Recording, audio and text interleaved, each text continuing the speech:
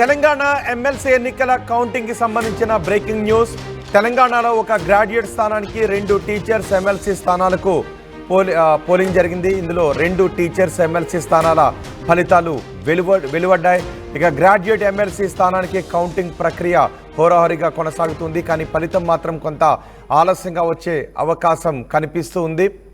Counting ప్రక్రియకు సంబంధించి పూర్తి సమాచారాన్ని మా ప్రతినిధి చంద్రశేఖర్ అందిస్తారు. Adilabad, Nizamabad, Karimnagar, Medak teachers, graduate 2 MLC స్థానాలకు కూడా ఎన్నికలు జరిగాయి. అయితే టీచర్స్ ఎమ్మెల్సీ స్థానాన్ని కొమరయ్య సాధించారు. కొమరయ్యకు బీజేపీ మద్దతును ప్రకటించింది. బీజేపీ మద్దతు ప్రకటించిన విద్యావేత్త కొమరయ్య విజయాన్ని సాధించారు. ఇక గ్రాడ్యుయేట్ ఎమ్మెల్సీ స్థానానికి కౌంటింగ్ కొనసాగుతుంది. కానీ ఫలితం మాత్రం కొంత ఆలస్యమయ్యే అవకాశం కనిపిస్తూ ఉంది. ఇక్కడ 3 అభ్యర్థుల మధ్య టఫ్ ఫైట్ కనిపిస్తుంది. కాంగ్రెస్ నుంచి ఆల్ఫోర్స్ నరేందర్ రెడ్డి, బీఎస్పీ నుంచి ప్రసన్న హరికృష్ణ, బీజేపీ నుంచి శ్రీ అంజిరెడ్డి పోటీ చేశారు. ప్రసన్న హరికృష్ణకు బీఆర్ఎస్ మద్దతును ప్రకటించింది. ఇక్కడ ఫలితం ఎలా ఉంటుంది అనే దానిపై ఇప్పటికే అంచనాలు పెరుగుతున్నాయి.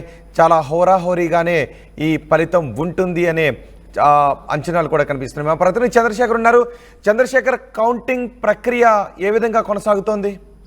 నిన్న ఉదయం స్టార్ట్ అయినటువంటి బండిల్స్ సెపరేషన్ అనేది ఇంకా కొనసాగుతూనే ఉన్నది. 2,55,000 పైచిలకు పోలింగ్ ప్రక్రియలో పాల్గొన్నటువంటి పరిస్థితి. 70.4% కరీంనగర్, ఆదిలాబాద్, మెదక్, నిజామాబాద్, పట్టభద్రుల నియోజకవర్గంలో ఓటు హక్కును వినియోగించుకున్నారు. దీనిలో భాగంగా 3,55,000 పైచిలకు ఓటర్లు ఉంటే దానిలో 70% పైగా ఓటు హక్కును వినియోగించుకున్నటువంటి నేపథ్యంలో 56 మంది అభ్యర్థులు పోటీలో ఉన్నారు. 56 మంది బరిలో దిగినప్పటికీ ప్రధానంగా త్రిముఖ పోటీ కనబడుతుంది. ఆల్ ఇండియా నేషనల్ కాంగ్రెస్ నుంచి ఆల్ఫోర్స్ విద్యా సంస్థల నేత నరేందర్ రెడ్డి, నరేందర్ రెడ్డి బరిలో దిగారు. అలాగే భారతీయ జనతా పార్టీ నుంచి చిన్నమాయిల అంజిరెడ్డి బరిలో దిగారు. బిఎస్పీ అభ్యర్థి బీఆర్ఎస్ మద్దతు ప్రసన్న హరికృష్ణ. ఈ ముగ్గురి మధ్యలో హోరాహోరీగా ఉత్కంఠభరితమైనటువంటి పోరు కొనసాగుతుంది. ఇప్పటికీ చెల్లిన ఓట్లు, చెల్లని ఓట్లు అనేటువంటి సెపరేట్ చేయడం జరిగింది. అది ఇంకా కొనసాగుతూనే ఉంది.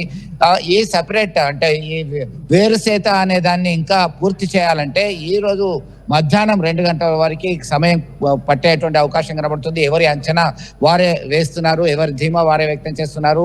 ఖచ్చితంగా మేము ఎట్లా గెలుస్తాము, మాకు మద్దతు ఇచ్చింది ఎవరు, మద్దతు ఇవ్వంది ఎవరు, మాకు పడ్డటువంటి ఓటు ఎవరు, మొదటి ప్రాధాన్యతతోనే బయటపడతామా లేదా రెండో ప్రాధాన్యతకు వెళ్ళాలా అనేటువంటి అంశంలో చర్చలు అయితే విపరీతంగా జరుగుతున్నటువంటి పరిస్థితి. ఎవరి ధీమా అయితే వారు వ్యక్తం చేస్తున్నటువంటి పరిస్థితి.